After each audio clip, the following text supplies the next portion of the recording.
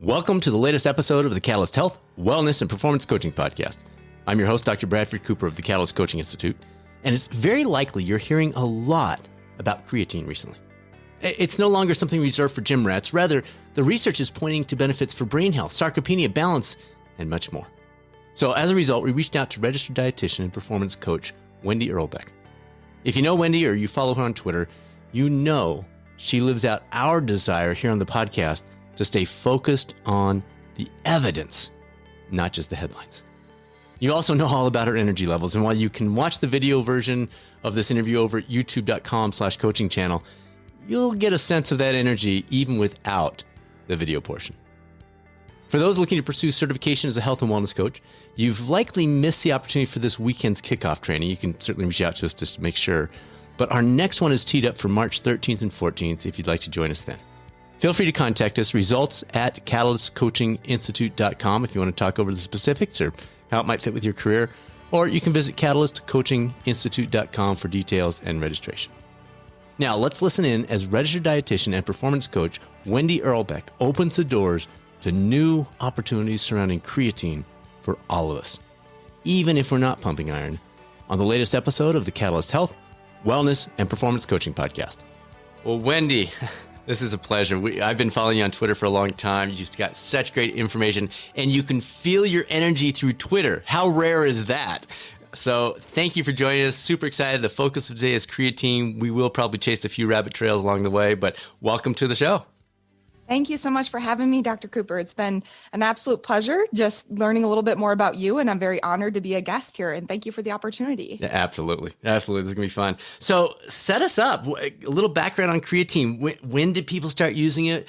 I think of it historically. I know there's a lot of new data we're going to talk through, but historically, you think it's the meatheads. You know, you go in the gym, yeah, you taking your creatine? And that's not the way it is anymore. It's so much more. So can you give us a little background on where it came from, where it, how it has historically been used, and then maybe walk us through the last few years and how that's starting to change for maybe regular folks, endurance athletes, women, maybe adolescents, et cetera. Yeah, absolutely, Dr. Cooper. So first and foremost, I just want to do a full disclaimer. So I'm a registered dietitian nutritionist. I read the literature, I read the research, I work with people on a one-on-one basis, young athletes, masters athletes, those in between the general population. So if you have a brain or a beating pulse, this definitely is for you. Well, that narrows it down. It's helpful, right? For everybody. Creatine is for everybody. Exactly. So just providing that little bit of background, because I like to, really highlight the experts that are studying beautiful. creatine and then being able to communicate their research. So I just want to, full disclaimer, I don't study it. I like to read papers and help others navigate that science. So yeah, diving in. So first and foremost, to the ladies out there, I always, I have a huge passion for promoting health and wellness among ladies. Don't fear creatine, right? Let's talk about the basics of it. First and foremost, it is 3 amino acids, arginine, glycine, and methionine, right? And it is comprised, 95% in skeletal muscle, and then the other 5% plus or minus in the brain. So just talking about the basics of it, it is not a steroid. This also addresses some of the myths out there as well.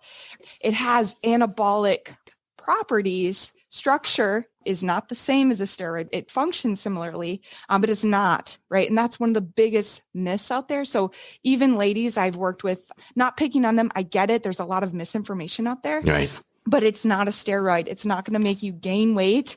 And we'll talk about that too in the drawing the water into the cell. But in fact, it can actually help you lose weight, improve your body composition, improve your cognitive function. And going back to, again, the basics of what it is. So those 3 amino acids aside, it can help create the ATP, so adenosine triphosphate, which is the cell's currency for energy. So when we talk about creatine is for everybody, well, again, if you have a brain, if you have a pulse, it's for you, because we want that high energy source. We want to cognitively function at our best, whether that be in the boardroom, the classroom, on the field. So thinking in terms of going back to the basics, 3 amino acids, we can get it through meat, fish, poultry. We can also take a supplement, creatine monohydrate. And the goal of it too is to increase our intramuscular creatine stores. So we can try to do that through food sources, but according to the literature and all the studies that I'll provide you with that you can put in the show notes, we are unable to do that at a sufficient capacity. So that's where the supplement is necessary. So I always want to do a full disclaimer too. Food first, of course, but again, the literature is consistent in which we are unable to sufficiently increase not only our muscle, but our brain. And then even with our cardiac, our heart tissue too. So it's beneficial to obviously provide that supplement to increase those levels, which is practical in the sense of if I want to be my best and I want to cognitively have this, high energy source, ATP, which we all want for muscle contraction, again, because if you have a brain, muscles, a beating pulse, that's for you. So I digress. No, that's where we're going with this. This is going to be a rabbit trail episode. So that's great. So, Perfect. All right. So it's for everyone.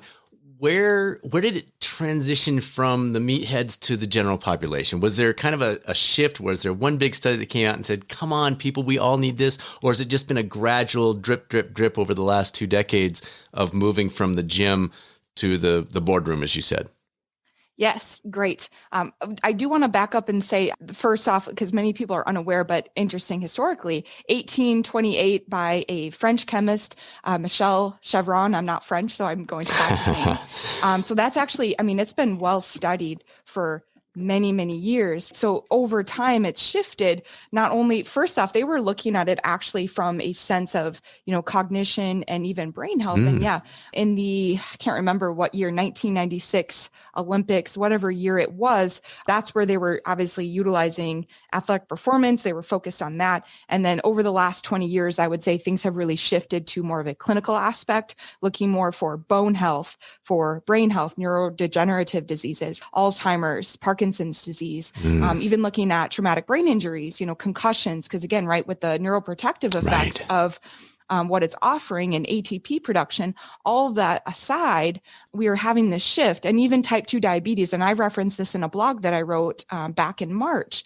I would say over the last 20 years, and the big key players with creatine research to go look up would be Dr. Darren Kandow, right, Roger Harris, Dr. Eric Rawson, and then Professor Craig Sale, Jose Antonio. All those people are big key players in looking at this research in a clinical aspect as well. So I think that it's really important to understand that it's shifting. And I know that over time, we're going to see even more of that literature coming out and coming to fruition, even with those that are sleep deprived as well, which is really interesting. Dr. Scott Forbes, he's also a key player, and Dr. Darren Kandow at the University Regina in Canada. And then Dr. Forbes is at Manitoba.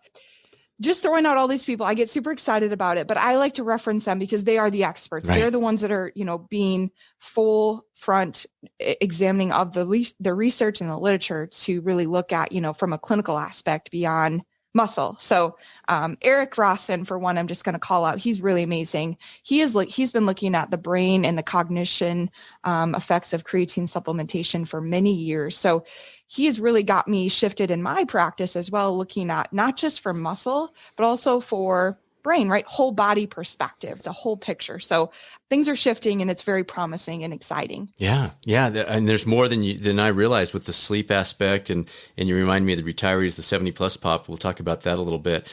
What are some of the fads and falsehoods? Because anytime something is amazing, it then gets sold as too amazing. It fixes everything. It's great. You become Superman. No. So what are some of the things that people might be hearing and you're going to go, hate to break it to you, but that ain't happening? Right. So I think one thing, we live in a society that's like, I want it now. And that's what we expect. We expect results and we demand it now. So creatine is not a magical fix, right? You can't sit on the couch and utilize creatine and just grow muscle, or you can improve your brain function according to the literature, but its best effects are observed with strength training, walking, movement, things like that. I would say to those out there, especially, just unfortunately women, we all fall short to that. I've been there with not nutritional or supplements, but maybe even, managing finances. And it's got to be this, magical way to just achieve all of our wildest dreams. I would say, let's just take a step back and let's really look at the basics and get back to the basics, and understanding that there's a lot of supplements out there. There's a lot of fads. There's a lot of misinformation. And we need to be really mindful about the source of it. What are they pushing? Are they profiting from it? What does the science say? We need to just really steer clear of those fad diets, because if our methods are not sustainable, our results won't be. So that's just, again, as a dietitian, I want whole foods first. I want these, sustainable habits to be put in place so that we can experience the benefits of some of these supplements, right? To supplement the gaps, to experience those advantages. But if we're not sleeping well, we're not hydrating, we're not eating consistently, proper snacks. And again, adolescent athletes are my favorite, because if I can get those habits built in early on, they can just be a catalyst. There you go. Right? Boom. Good call out. Good call out. Nice job. I saw it in the background. I love that, by the way. I love that you asked that. And, I would say for a lot of people too, you have to understand that every phase of life is going to bring something different. So your way of eating, maybe when you were eating in your 20s, is not going to work for you in your 40s or postmenopausal. So we have to be willing to pivot and story of 2020 and shift and be willing to say, okay, this is my lifestyle. These are the types of things that I'm looking at. For example, when you're in your 40s and plus, you're fighting off age-related muscle loss, right? Sarcopenia should be top of mind. It's a big deal. So eating more protein, and that's something too, eating a higher protein diet is not a fad diet, in my opinion, although some people think that it is because they over restrict carbohydrates. But eating more protein, right? A byproduct of that is you are sustained, right? As far as your hunger, you are able to maintain lean mass and even potentially build more mass if you're strength training as well. But again, it's not a fad. We need to focus on what are our sustainable habits and just eating according to our needs and our current phase of life, because that shifts for many people. And when you get older too, you want to be able to bend over with your grandkids and feel good and sleep well. I mean, those are the key indicators of health. How are you sleeping? How do you feel? What's your energy like throughout the day? I mean, if you're, restricting and dieting to the point where you're miserable, you don't enjoy life. I mean, right. Pros and cons. Is it really worth it? Right. All right. So I was going to ask this later, but let's jump into the dosage recommendations. Does it taper off? You read some things about you need to do X for the first 2 weeks, and then at that point get into like are you saying no? It's pretty simple. If you want this, it's this amount. If you want this, it's this amount. Is it per pound? Milligram per pound of body weight. What do you recommend in terms of people saying, oh, well, this is new for me. I need to look into this. How much should I be taking? Just follow the container recommendations, or what would you suggest? And is it different for the person that's having sleep issues versus the athlete that's in the gym? Yes. Oh, great questions. Okay. So first off, always context is key. So it depends, right? Depends on the person and what their current intake is like. So if you're somebody that's eating a lot of meat and fish and poultry, you don't have to work on immediately, how we say this, the loading phase, if you will, of creatine, okay. Adding in anywhere from 30 grams per day for up to 5 years has actually been pointed out in the literature as not only safe, but very healthy in infants to elderly. And that was reported in one of the ISSN's position stand papers. But that loading phase depends on the person, the athlete, their goals. So just giving out, simplicity examples here for someone that is maybe they're consuming some meat sources. I would say you are able to start with, healthy 2 to 5 grams every day. And just, again, the goal is to increase those intramuscular creatine stores, because again, talking about the effects, we want to support skeletal muscle recovery, right? And then even, brain health and cognition, because we want that increase of ATP production for those desired goals. So 5 grams a day is safe. It's effective. Make sure you consume it with water, and then carbohydrate helps with the absorption. And then using that in warm water, or, hot tea or even coffee. That's what they first studied it and tested it with, which I didn't really know too much about. But you can also put it in your Greek yogurt. The research is indicating that it's best consumed post-training. Okay. But you can still experience effects pre-training. And I know that a lot of people get hung up on that too. So again, summarizing the dose, starting off with 3 to 5 grams per day. And then also post-training is best, but you can have it pre-training really any time of the day as long as you take it. And is it better spread? Is it better doing, say, 3 grams after you work out and then 2 grams around dinner time? Or is it like, it doesn't matter, Brad, you want your 3 to 5 grams, just get it in there? Yeah, I would say, according to the research, Brad, just get it in. Okay, good. And I'm going to defer to, Scott Forbes and Dr. Darren Kandolf for some of these things. I mean, really getting stuck up in the details. When you're an elite athlete, maybe those things matter, but if you're just a regular every workout. Day. Yeah. Just like myself. Okay. Just do 3 to 5 grams after your training session or in the morning. is totally fine. But you just want to maintain those intramuscular creatine stores. That's the whole goal, right? Is just to maintain that so that you can experience those effects.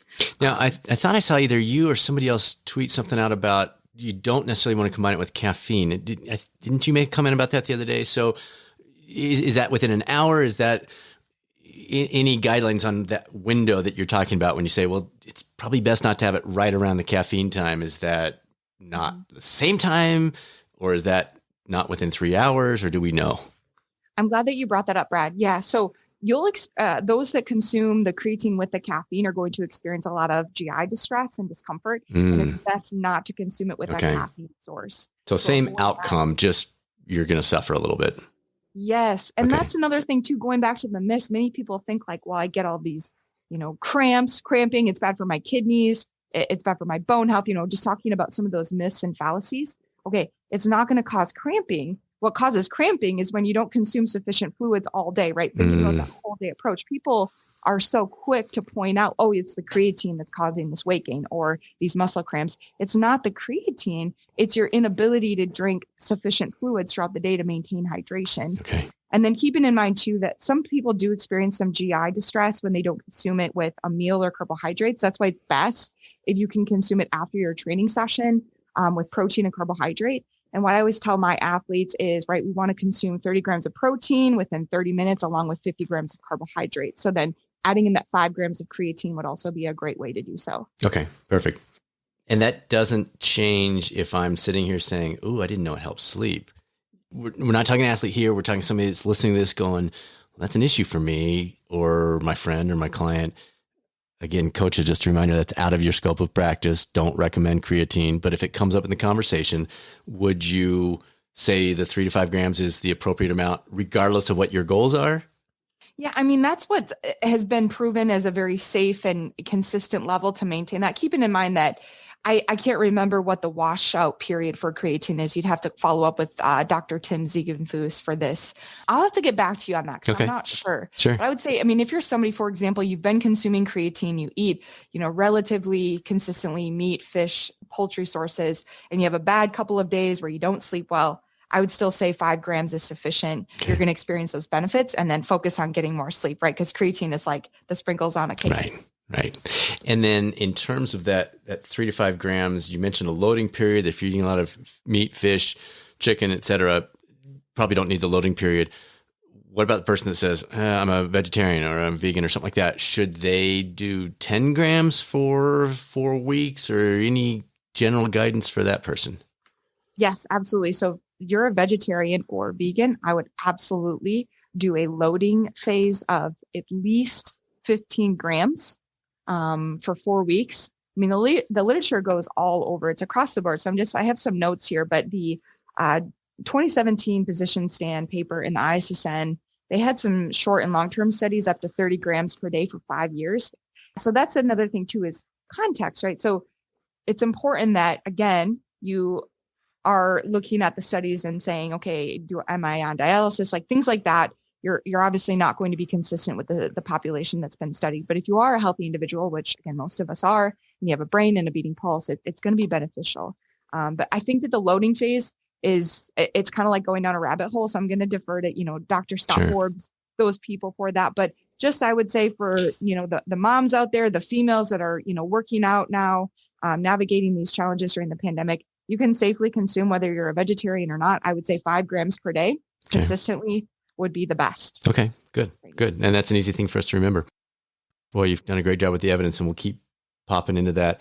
Let's talk about various aspects specifically. So let's hit strength building, endurance athletes, masters athletes, and then we'll come back to kind of the general population and the retirees. But let's just hit each one of these separately. So strength building focus, any differences in your recommendations for the person listening? And they're saying, my real reason for listening to this podcast in the first place is I want to know, how can I get stronger faster? What would you suggest for them? Is it different in terms of dosage? Is it different in terms of timing, what they take it with? Or are the recommendations regardless of which of these I'm laying out? Mm-hmm. Great. Yeah, I would say, so just thinking in terms of, like you said earlier on, Brad, you did a great job. It's been so focused on muscle building. But then if you want to get faster, it's for endurance athletes too. It's for all athletes. what I would say is, since it is driving a production of our high energy source, it's going to be best for sprinters. And we know that, again, that dosing of 3 to 5 grams, that's been put out in the literature. So I'm trying to reference my notes here. So this was a study published in 2016 on 3 to 4 grams per day. Not only can it improve muscle mass, short-term high intensity endurance, recovery following heavy resistance training. So if you want to get bigger, faster, stronger, again, it's that 3 to 5 grams is kind of that sweet spot. Okay. And again, thinking in terms of post-training, it's experiencing the best. I can't remember what the exact study was, but Dr. Scott Forbes was recently on a podcast and he talked about this, comparing the dosage. Keeping in mind too, a lot of the studies are looking at men. So women, yes, just because we're not a man, right? We can still benefit from it though, because the research supports that there are a few populations, but they compared the groups pre and post training, and they still experienced, muscle gain, muscle growth, and maintaining that, again, that high intensity training. And it's not tied to grams per pound of body weight or anything like that. So the 300-pound guy that could bench press me 1,000 times and me, who's more of a distance runner, endurance triathlete, we're going to still both look at that 3 to 5 grams. There's not a lot of time with protein, for example, there's a certain amount per kilogram of body weight, but really not with creatine. It's such a small amount in the first place. The difference between 5.6 grams and 4.8 grams, you're knocking a little off your spoon when you throw it in your smoothie. Yeah, that's a great question, Brad. To be honest, I don't know those details well enough. Okay. I know that there are dose dependent studies out there that have really looked at, 0.01 grams or whatever per kilogram. I guess for me and my practice, again, I defer to the experts. People really struggle with that conversion of like grams, right. even pounds. Right. So that's why I always say that 3 to 5 grams, but 5 to 7 grams. I've had some of my powerlifter athletes. We have, when we're really going through our strength phase, we've cycled up to 5 to 7 grams for 6 weeks. Okay. So some subtle changes. Okay, good. Yeah, some subtle changes, but absolutely. So again, I'm not going to quote that I know that. I don't know the specifics, but sure. I know Dr. Rawson and Dr. Scott Forbes, they have published, grams per kilogram, things like that. Okay, good. And then endurance athletes, you kind of touched on it when we were talking about the strength training. Any differences there? And we're going to talk about masters athletes in a minute. So some very specific questions about that. But any tweaks with the endurance athletes that they should be doing? Should it be a little bit more on the days they have their long ride, or should it be more on the days they're in the weight room versus out at the swimming pool? Anything like that you've seen in the literature or experienced personally in your practice? Yeah, I have a few cyclists in the South and Texas in particular. So they utilize creatine every single day. Especially even on rest days, they're still consuming that 5 grams. But on some of those heavier volume days, they may do 10 to 12 grams. They may load it for 4 weeks, or we par it back. Again, it's looking at the diet first too. And again, I know that I said that you can't increase those intramuscular creatine stores with whole foods, but we have to keep in mind too that for many of these athletes, like that are, training for hours, especially endurance, they already have a lot of GI distress, right? Yes, we do. Yeah. So that's where, again, the myth comes out of creatine of like, well, no, that's the problem. No, it's more hydration and the osmolarity of some of the gels and things that they're doing too. So just keeping in mind, again, application is key just because the science says this. So that's why I defer to, that's great. But this is what we're doing. And so some of those higher volume days, right, they are definitely doing more creatine, just like they would protein. There's that misconception that higher protein intake is not great for endurance athletes. And I would argue that's very reckless because they're breaking down those tissues. We need more protein. In fact, some of my endurance athletes do 3 to 4 times the RDA of the protein recommendation, right? Because you're breaking down those tissues. The same thing speaks for creatine. So if we want to make sure that we recover and we decrease risk of injury and support that ATP production, then we want to have a higher load to, support the higher load that we are, exerting in our training. Okay, good. And then with the endurance athletes that are masters athletes or even strength training masters athletes, it seems even more important. You mentioned sarcopenia that kicks in late 30s, early 40s, continues to get worse. It's a major aspect for all of it, even for health. Forget the athlete part. So still though, coming back to the 3 to 5, it's the general recommendation and maybe a little extra on those big days. Yes. And again, I hope that those that are listening are maybe a creatine expert and someone can jump in and send some information. I would say yes. Again, just maintaining those intramuscular creatine stores. Right. and looking more so 7 to 10 grams for some periods of time, maybe during distress and high training. Again, going back to as we age and fighting off some of those things and even our cognitive function supporting that, I would say that, again, our brain is a really important tissue. It takes up about 20% of our energy expenditure, right? So we want to support that. And as we age, things start to decline and cognitive function, goes down. So that's where I would say creatine is even more important for the aging population, and for bone health and things like that too. So I think that the research is really promising and it's really exciting as more continues to surface, and who knows where we'll be in 20 years.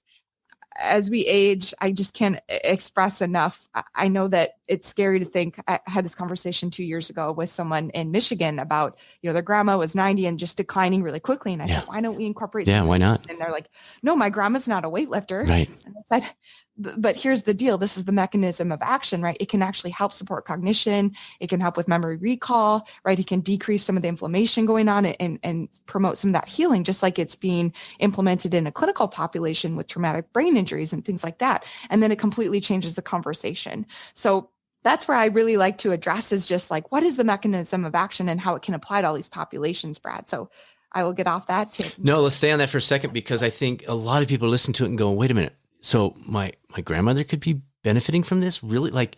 And again, come back to the same thing. And I love simplicity. I like taking the complex and trying to make it very digestible. And you're doing a great job of that today. You're saying, so for your grandma who's 92 and still doing okay, but we're starting to see some decline, why not? There's no downside. 3 to 5 grams, start it, keep the activity going best you can, and move from there. Yeah, especially with the really cool, interesting research about, just our prefrontal cortex and the impact that creatine has. I mean, even those fine motor skills too. And again, like grandma is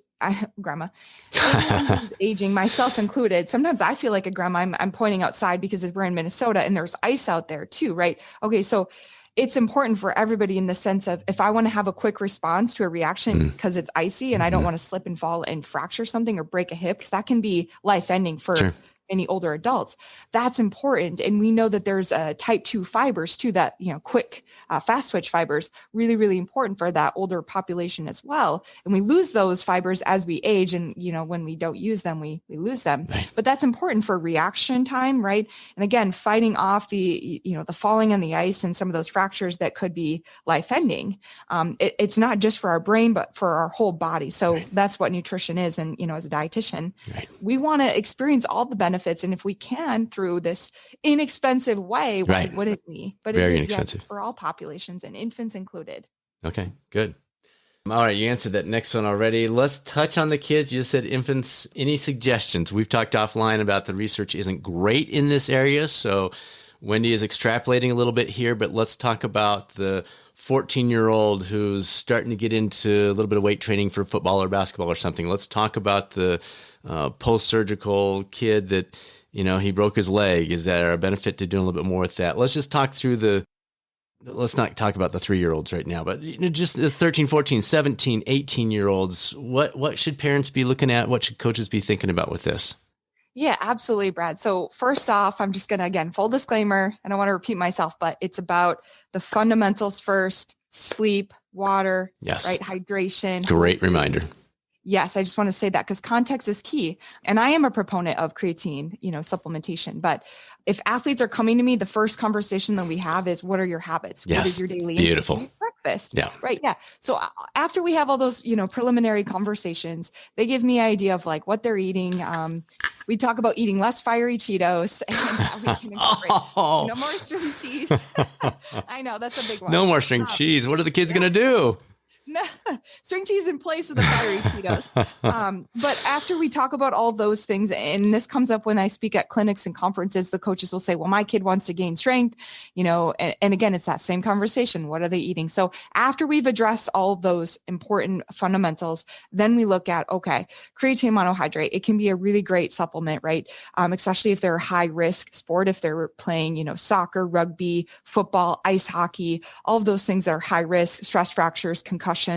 Absolutely. I would say according to the research, there currently is no reported adverse effects. And this is also found in a review done by Dr. Andrew Jagum at the University of La Crosse, Chad Kurziak, Patrick Hardy is studying underneath. So they have done this great review, and they've indicated again that there's no reported adverse effects. They've compiled it. It's phenomenal. It's fantastic. And as a practitioner, I like to always err on the side of, caution and be ethical. So if an athlete is doing all the basics and they're executing things on a high level and they are in a high risk sport, I would say comfortably, safely, here are the risks associated, because supplements, there is that risk factor for contamination. And we'll talk about NSF approval. But here are the pros and cons to taking it. What I say as a practitioner, yes, this could benefit you, absolutely, because of the mechanisms of action. But I'm not going to say this is a magical supplement that's a gateway to all of your wildest dreams, right? It can help you. It's not going to hurt you according to the current literature. But we just don't have sufficient data like we do in the adult population to say 100%. But again, we don't have 100% data with the adults. On anything. I go back and forth on this, but I would say, again, with the kids, I just want them to do the fundamentals. And yes, ethically, I feel, according to the literature, I can confidently say, yes, you could consume this. You're not going to have any concerns or issues, because there is literature studying it in the younger population. But again, according to the American College of Sports Medicine and the American Academy of Pediatrics, they are not recommending it to less than 18 years of age. So I am a registered dietitian. And again, I like taking the science and communicating that in terms of application. But again, I still think that we need more robust studies in the young population to have more confidence to have those conversations. You touched on a word that grabbed some people's attention: concussions. Let's talk about that a little bit, because that's been in the press like crazy the last 5-6 years, with the NFL getting more involved with the movie that came out with Will Smith. People are seeing it with car wrecks and their kids or their parents or whatever. Talk through what you're reading about the impact with creatine in terms of concussion. And again, it's always that icing on the cake, as you mentioned. This is not a miracle cure by any stretch in any of these situations, but what are you seeing? What are you reading about in terms of concussion impact? Yeah, very promising. They're indicating that they're recovering quickly. They're experiencing less, spatial awareness, like memory recall, cognition. Those motor skills are coming back at a quicker rate. And they're experiencing, again, better cognition following that supplementation. And I divert back to my notes here, because this was reported in the ISSN when they were looking at those with traumatic brain injuries and concussions, right? There's evidence to support that it can improve that ability to recover and regenerate. And again, when we talk about the brain health too, and that, creatine, we want to support that in our brain as well. We want to increase that 5%. That's really important. So increasing that ATP production, that higher energy source, is going to help, again, support better cognition and that firing in those neurons. That neuroprotective effects are going to be induced, if you will. And is that similar with, you mentioned Alzheimer's earlier, you mentioned brain health in general, any additional components people should consider with that? Can you tell me more about what you mean? Well, you talked about earlier, as you went through this almost laundry list of benefits for the aging population, a great list. You mentioned Alzheimer's. And again, like concussions, people went, wait, what? What did she say? Alzheimer's? Wait, tell me more. So tell us more. What do we know about creatine and its potentially beneficial influence on Alzheimer's pre-diagnosis? And is there any post, or is it like it needs to be part of your life leading up to that point? Once the diagnosis is there, there's nothing that says it's going to help. Any insights in either one of those? I would say, yeah. So according to Dr. Eric Rawson and Dr. Darren Carenbell, they're doing a lot of research in the aging population and looking at some of these clinical populations. And they're finding that people are able to have an improvement in their cognition and memory recall. I don't know the specific statistics or what percentage that is, but they are finding that it is beneficial, and it's supportive of a more positive outcome, right? You can't prevent things like that, but you can certainly help influence. Right. So I would say that information is really promising. So grandpa, grandpa would definitely benefit from that, just because we know that, that mechanism of action that takes place within the body and within the tissues and the brain. And again, focusing on the fact that that energy currency for the cell, if we have more available energy for our cells to function, if we think about it from that perspective, we have better cognition, better function, again, better memory recall.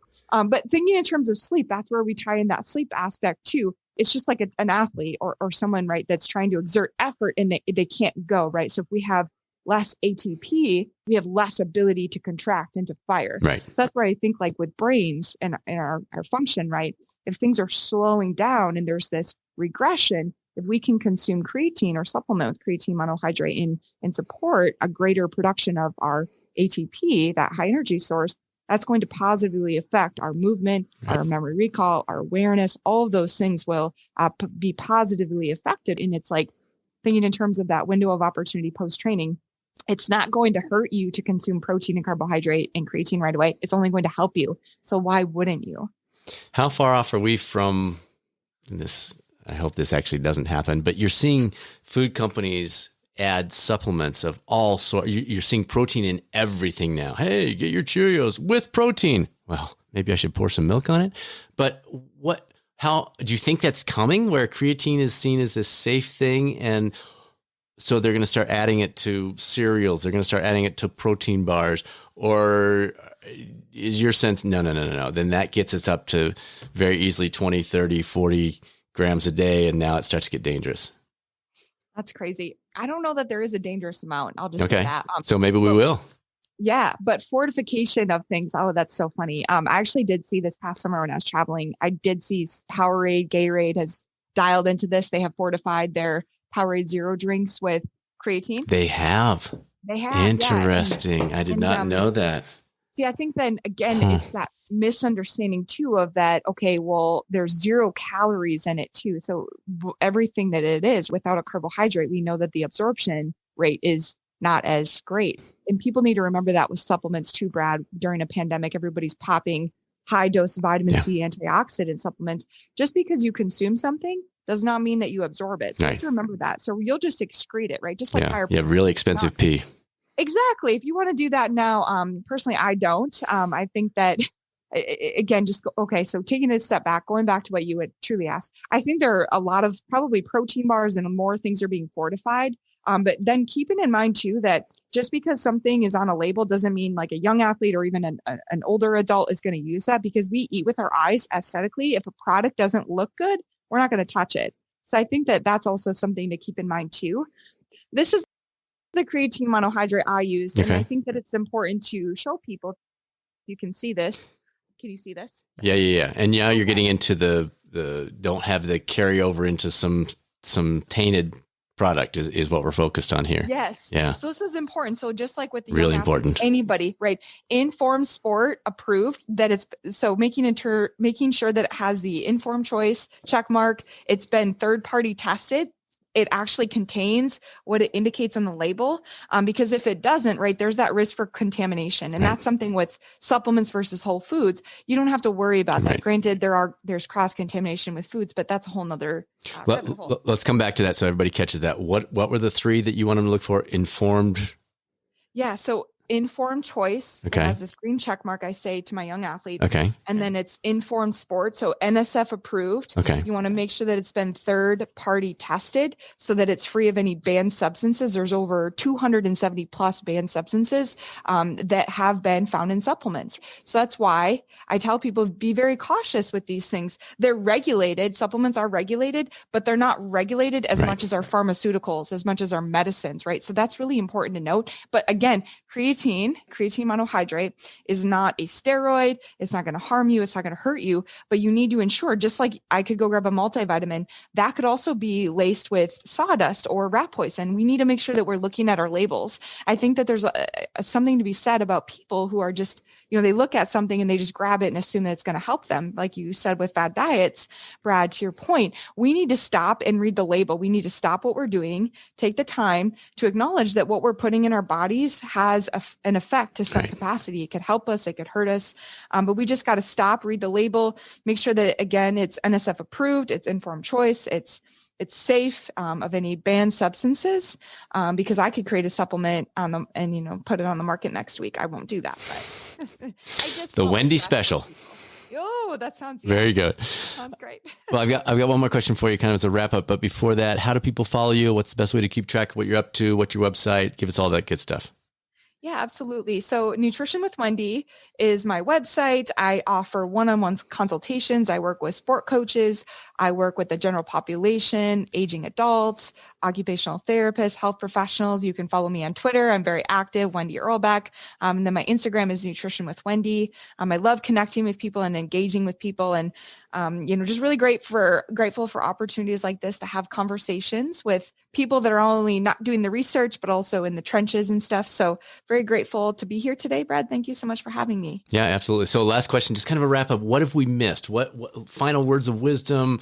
Brad, you've got to ask me about this. What else do we want to throw out to people? Or if you feel like we've hit it all, just a couple of points you want to drive home that we've talked about. Yeah. Oh gosh.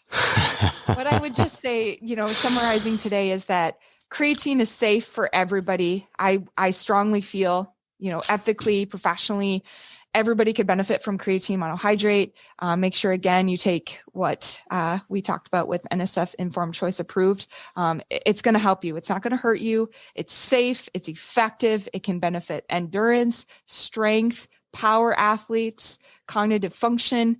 But first and foremost, choose whole foods, eat the rainbow, right? Create a balanced plate, high quality proteins, focus on sleep, shut the TV off. Please, everyone, just take care of yourselves right now. Be kind, be graceful, and you don't have to eat perfectly. But it's important to eat well right now and to make sure that there's something colorful on your plate. That's what I want people to walk away with today is eat the rainbow. Perfect. Great way to wrap up. Exercise is medicine. Exercise is medicine. Food is medicine. Exercise is medicine. We got all this medicine we can get, everybody. Very good. Wendi, thank you so much. It was really a privilege. Thank you for having me, Brad. I don't know about you, but following this interview, not only did Susanna and I dial this in on a personal level, but I also discussed it with my parents who are in their early 80s based on everything that Wendi shared with us. Thank you for tuning in to the #1 podcast for health and wellness coaching. Next week's guest on our special 150th episode is none other than Dr. BJ Fogg, best-selling author of Tiny Habits, Small Changes That Change Everything. If you can't wait for the podcast, we released an unedited video version for our subscribers over at youtube.com/coaching channel that you can access right now. As always, feel free to reach out to us with any questions about all things coaching at results@catalystcoachinginstitute.com or visit catalystcoachinginstitute.com to find a whole bunch of tools and resources that will be helpful in all those arenas. You can also pick up your new Be a Catalyst shirt or hoodie or sticker for your water bottle via the link provided in the description, with all profits, 100% of profits, going to charity in the coming months. Now, let's go be that catalyst, that person who helps make a positive difference for our clients, our communities, and our world without burning ourselves out in the process. This is Dr. Bradford Cooper of the Catalyst Coaching Institute. I'll speak with you soon on another episode of the Catalyst Health, Wellness, and Performance Coaching Podcast, or maybe over on the YouTube coaching channel.